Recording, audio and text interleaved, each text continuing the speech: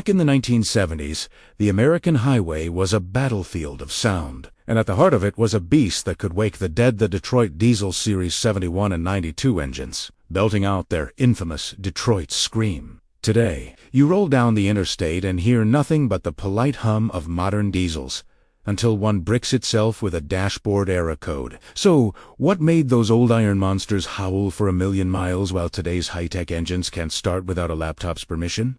Let's wind the clock back to a time when the world was rougher, and so were the machines that powered it. Post-World War II America was a nation on the move, rebuilding and expanding with a hunger for progress that bordered on desperation. The highways were the arteries of commerce, and trucks were the blood pumping through them, hauling everything from steel to grain across a sprawling, unforgiving landscape. There was no room for failure if a rig broke down in the middle of nowhere. It wasn't just a delay. It was a death sentence for a driver's livelihood, or worse, for the cargo that kept towns alive. The Great Depression's shadow still lingered, and the Cold War loomed, driving an industrial machine that couldn't afford to stutter. Detroit diesel engines weren't born out of luxury or convenience. They were forged in a crucible of necessity, where good enough wasn't an option. It was build to last, or don't build at all. Now, let's get under the hood of these roaring giants and understand why they were built the way they were. The secret to the Detroit diesel's unrelenting power and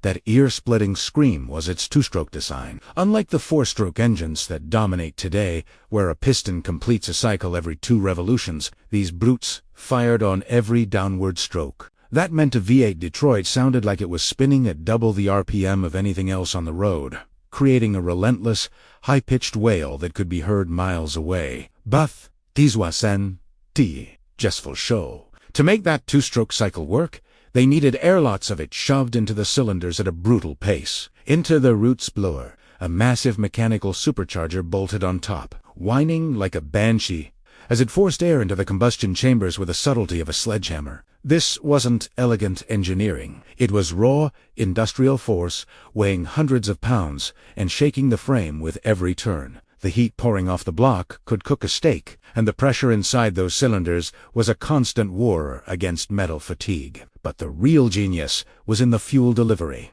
Mechanical unit injection. Forget computers or high-pressure pumps. Each injector was driven by a simple camshaft that physically pushed a plunger to spray diesel into the cylinder. It was a dumb system by today's standards. No circuits, just pure mechanical grit. If there was air and fuel, that engine ran. End of story. A driver could pop the hood on a desolate stretch of highway, tweak a misfire with nothing more than a wrench and a screwdriver, and be back on the road in an hour. Sure, these engines leaked oil like a sieve. There's an old saying, if it ain't leaking, it's empty. But that was just character. They turned diesel into noise faster than horsepower, and if they ran away, consuming their own oil in a catastrophic explosion, well, that was the price of dealing with untamed power. But power like that didn't come without a human cost. The men who drove these rigs weren't just operators. They were survivors. Long-haul truckers in the 70s spent days, sometimes weeks, in cabs that vibrated like jackhammers, the Detroit scream piercing through any attempt at peace. The heat from the engine bay radiated into the cab, turning summer runs into sweat-soaked marathons of endurance. Exhaust fumes often seeped in, leaving drivers light-headed after a 12-hour shift. And maintenance? That was a gamble with life and limb. Adjusting a blower or clearing a clogged injector meant working around a machine that could start unexpectedly, shearing off fingers, or worse if a wrench slipped. Then there was the ever-present risk of a runaway engine eef. The oil got into the cylinders and the air wasn't cut off fast enough. The whole thing could detonate in a fireball. These weren't machines you operated. They were beasts you wrestled, and every mile was a battle scar on both the driver and the diesel. As we move forward in this story, we'll see how these iron warriors stood the test of time, racking up millions of miles while modern engines falter under the weight of their own complexity. We'll dig into specific failures of today's tech-tosif common rail systems and ICUs that turn a powerhouse into a paperweight over a $50 sensor. And we'll ask the hard question, why did we trade unkillable simplicity for a world where a software update can strand you on the side of the road? For now, let's just remember that scream echoing across the highways of the 70s, a sound that said, I'm here, I'm running, and nothing's gonna stop me. Let's turn our gaze to the decades that followed, as those roaring Detroit diesels of the 1970s carved their legacy across the American highway, enduring abuse that would shatter anything built today. These engines weren't just survivors. They were gladiators, racking up 1,000,000 miles or more with nothing but basic maintenance and sheer stubbornness. You'd see them in battered old Peterbilts and Kenworths. Their paint faded, their frames rusted, but that howl still tearing through the air like a war cry. They hauled loads through blizzards, deserts, and mountain passes, taking punishment that would have turned a modern rig into a roadside relic. Engines like the Series 71 and 92 didn't care if the oil was dirty or the fuel was questionable. They just kept hammering away, leaking and screaming, but never stopping. There are stories of drivers who'd log over 1,000,000 miles on a single block, only rebuilding it because they had the time, not because it had quit. That kind of endurance wasn't a fluke. It was the result of overbuilt simplicity, a design philosophy that assumed anything less than indestructible was a failure. Now, compare that to the fragile reality of today's diesel engines, where a single glitch can leave a truck dead on the shoulder. Tick-tay. Modern, common rail systems introduced in the late 80s with engines like the Detroit Series 60. These setups run at insane pressures over 30,000. To squeeze out every last drop of efficiency and meet emissions standards, but that precision comes at a cost. If a tiny $50 sensor for oil pressure or coolant temperature fails, the electronic control unit, the brain of the operation, throws the engine into limp mode, slashing power to a crawl or shuts it down entirely to protect itself. You can't just pop the hood and tweak a bolt anymore. You're at the mercy of a laptop loaded with proprietary diagnostic software, often locked behind a subscription paywall just to clear a code. A driver in T70s could fix a misfire with tools from a gas station. Today, you're begging a dealership for mercy while your load sits spoiling. And don't even think about longevity. Modern engines might be cleaner and quieter, but their complex electronics and high-stress components mean they're often toast after a few 100,000 miles, if not I've heard of brand new rigs bricked by a firmware update gone wrong, stranding drivers who don't even know what hit them. It's not engineering anymore. It's a tech subscription you can't unsubscribe from. So why did we abandon the unkillable brutes of the past for this house of digital cards? The answer isn't pretty, but it's predictable. Profit and perception. Starting in 280 segundas, manufacturers realized they could make more money by building engines that needed constant servicing, replacement parts, and dealership intervention. Planned obsolescence isn't a conspiracy. It's a business model. Add to that the regulatory push for emissions controls, which forced complex systems like exhaust gas recirculation and diesel particulate filters onto engines, turning them into rolling science experiments. Then there's the so-called safety theater. The idea that a computer shutting down your engine over a minor fault is somehow safer than letting a skilled driver limp it to the next stop. Never mind that a stranded truck on a highway shoulder is a hazard in itself. The old Detroit diesels were built to keep going no matter what, because stopping wasn't an option when a driver's life and cargo were on the line. Today, the priority isn't durability. It's compliance and cost-cutting, even if it means a machine that's more liability than asset. We traded iron for algorithms, and every error code is a reminder of what we've lost. But let's not just mourn the philosophy. Let's look at the real-world fallout. There are countless tales of modern failures that would have been unthinkable in the 70s. Recall a case from a few years back where a fleet of new, barely 2 years old, had to be towed en masse because a batch of faulty boost sensors triggered shutdowns across the board. The drivers were helpless, watching their deadlines slip away while waiting for a tech with the right software to unlock their engines. Contrast that with a story from the heyday of the Detroit Scream, where a driver with a Series 92 limped 200 miles through a snowstorm with a cracked injector line, juggling it with a piece of hose and sheer willpower until he reached a shop. That's not just a difference in tech, it's a difference in spirit. The old engines were built for a world where you fought through the problem, not one where a blinking light on a dashboard decides your fate. As we roll forward in this journey, we'll look at where these legends of the highway ended up, still growling in forgotten barns, others lost to the scrap heap. We'll reflect on what their legacy means, In a world obsessed with disposable everything, where progress often feels like a step backward, for now, hold on to the echo of that scream tearing through the night, a sound that didn't just announce a truck's presence, but declared its defiance against anything that dared to stop it. As we stand on the shoulders of those roaring giants from the 1970s, let's gaze across the decades and see how the Detroit diesel engines faced the relentless test of time, enduring abuse that would crumble today's fragile machinery. These beasts didn't just run, they conquered, logging millions of miles on highways that chewed up lesser rigs and spat them out. Picture an old Mack truck, its chrome long since dulled, its cab sagging from years of heavy loads. Yet under the hood, a Series 71 still snarls with every turn of the key. These engines took on everything: brutal winters that froze fuel lines, scorching summers that boiled oil, and endless hauls over mountain grades that pushed metal to its breaking point. They didn't flinch. Their frames rattled, their gaskets wept oil, but they kept grinding forward, mile after punishing mile. There are accounts of loggers and freight haulers who'd rack up over 1.5 million miles on a single engine, tearing it down for a rebuild, not because it failed, but because they figured it deserved a rest after such a fight. That durability wasn't luck. It was the product of a design that valued brute strength over a belief that a machine should outlast the men who drove it.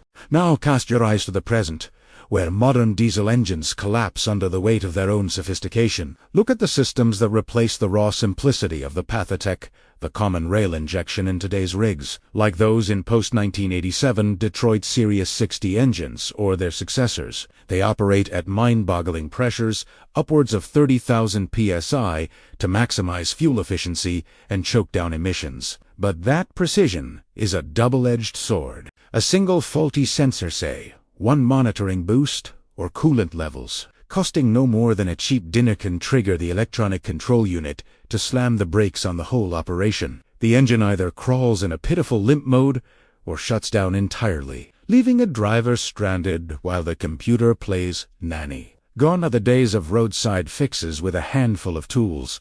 Now, you're tethered to a diagnostic laptop, often requiring proprietary software that's as much a ransom note as it is a solution, sometimes locked behind annual fees just to access the error logs. I've seen fleets of modern trucks barely out of warranty, sidelined by something as trivial as a firmware glitch during an over-the-air update, turning a 500-horsepower beast into a very expensive lawn ornament. Compare that to the old Detroit diesels, where a driver could nurse a sputtering engine through a cross-country run with nothing but grit and a socket set. Today's engines might sip fuel and whisper quietly, but they're often lucky to hit 500,000 miles before their intricate components give up the ghost, drowned in a sea of error codes. So, why did we turn our backs on machines that could take a beating and keep coming? The shift wasn't about better engineering. It was about colder calculations. By the late 80s, manufacturers saw dollar signs in complexity. Engines that needed frequent dealer visits, specialized parts, and constant updates meant a steady stream of revenue long after the sale. It's no accident that components are now designed with a shelf life, nudging owners toward replacement over a textbook case of planned obsolescence. Then came the regulatory hammer, with emissions mandates demanding systems like diesel, particulate filters, and selective catalytic reduction, piling on layers of tech that choke reliability in the name of a cleaner exhaust. And let's not forget the illusion of safety, where a computer halting your engine over a minor fault is pitched as protection, ignoring the danger of a dead truck blocking a highway lane at night. Back in the day, the priority was keeping the wheels turning, because a stop load could mean a missed payroll or a starving town. Now, it's about ticking boxes for compliance and cutting corners on durability, even if it leaves drivers at the mercy of a blinking warning light. We swapped rugged iron for brittle circuits, and every stalled rig is a testament to that betrayal. The real-world contrast is stark, painted in stories of grit versus glitch. Not long ago, a fleet of shiny new barely 3 years into service, ground to a halt over a batch of defective temperature sensors, each truck refusing to budge until a tech with the right digital key showed up days later. Drivers watched perishable cargo rot, while waiting for a fix that once would have taken a half hour with a screwdriver. Flip back to the 70 segundos, and you'd hear of a grizzled hauler coaxing a Series 92 through a desert breakdown, patching a blown line with a scrap of rubber and sheer stubbornness, making it 300 miles to a depot without missing a delivery. That wasn't just a tougher engine. It was a tougher mindset, a refusal to let a machine dictate terms. Today, we've built systems that hold us hostage, where a single line of bad code can outweigh a driver's skill and will. As we drive toward the end of this road, we'll track down the final resting places of these screaming titans, some still rumbling in obscurity, others reduced to rust and memory. We'll ponder what their endurance teaches us in an age that worships the disposable, where progress often masks a quiet regression. For now, let that high-pitched howl linger in your mind, a reminder of a time when machines were built to defy the odds, not to kneel before them. Let's bring this journey to its close by tracing the fate of those screaming Detroit diesel engines from the 1970s, the iron-hearted beasts that tore across highways with a defiance that echoes even now. Many of these legends have long since been pulled from the road. Their hulking frames hold off two scrapyards, where their raw steel was melted down for something far less enduring. A few lucky survivors sit in museums, polished and silent, their roots blowers no longer whining, their exhausts no longer roaring, preserved as relics of a bygone era for curious onlookers who will never feel the cab shake beneath them. But there are whispers of others still out there, hidden in barns or kept alive by stubborn old-timers who refuse to let the scream die. I've heard tales of a Series 71 still hauling gravel in some forgotten corner of the Midwest. Its oil leaks a badge of honor, its million-plus miles a middle finger to time itself. These engines weren't just tools. They were testaments to a way of building that assumed a machine should outlive its maker, a philosophy that's been buried under layers of corporate expedience and digital dependency. Their legacy isn't just in the metal. The wit's in the stark lesson they offer about what we've sacrificed on the altar of so-called progress. Back then, a truck was a partner, a brute you could trust to fight alongside you through the worst the road could throw. If it broke, you fixed it with your hands, not a help desk.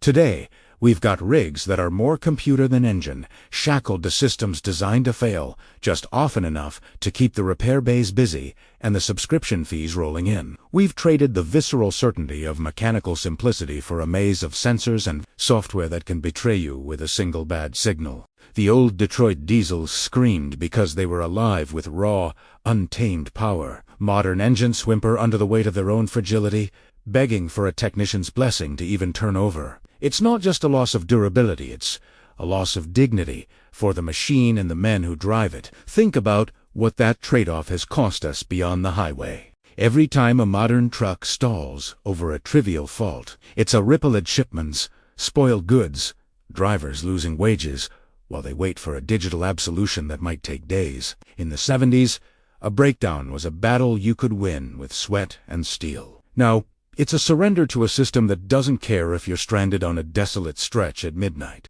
We've engineered a world where efficiency is king, but resilience is a forgotten prince, where a machine's worth is measured in quarterly profits rather than decades of service. The Detroit Scream wasn't just noise, it was a declaration of independence, a refusal to bow to anything short of total destruction. Now, we're tethered to machines that dictate terms that can be rendered useless by a glitch no wrench can touch. So, as we park this story for good, let's linger on a final thought. Progress is a word we throw around like it's always a victory, but sometimes it's just a prettier cage. Those old Detroit diesels, with their leaks and their fury, carried more than cargo. They carried a promise that a machine could be as tough as the world it was built to conquer. We've moved on to quieter, cleaner, smarter engines, but at what price?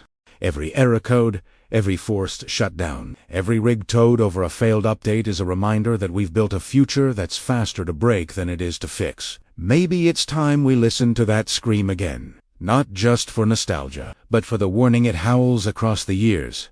Build to last, or don't build at all.